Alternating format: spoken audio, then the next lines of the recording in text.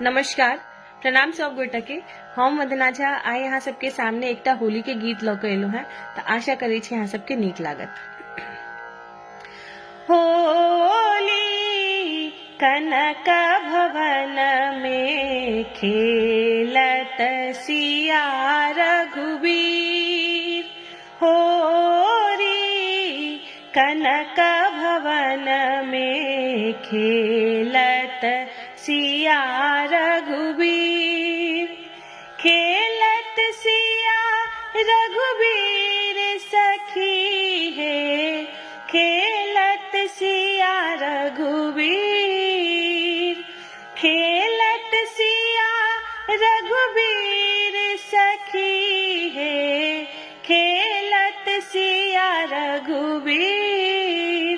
होरी कनक भवन में खेलत सिया रघुबीर।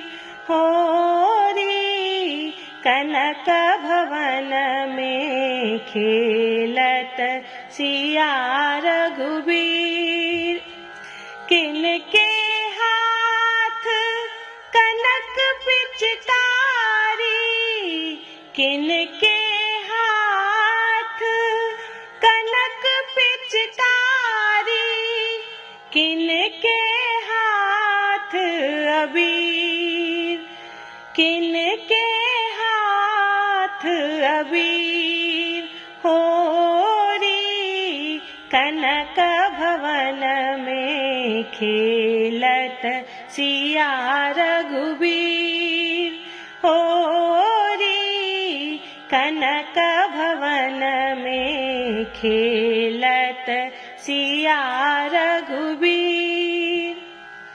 राम जी के हाथ कनक पिचकारी, राम जी के हाथ कनक पिचकारी, सिया जी के हाथ अबीर, सिया जी के हाथ अबीर।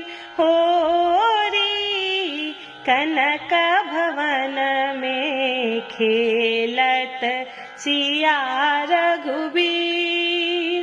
होरी कनक भवन में खेलत सिया रघुबीर।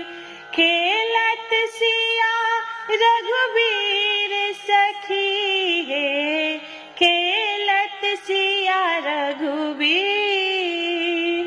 खेलत सिया रघुबीर सखी है, खेलत सिया रघुबीर। होरी कनक भवन में खेलत सिया रघुबीर।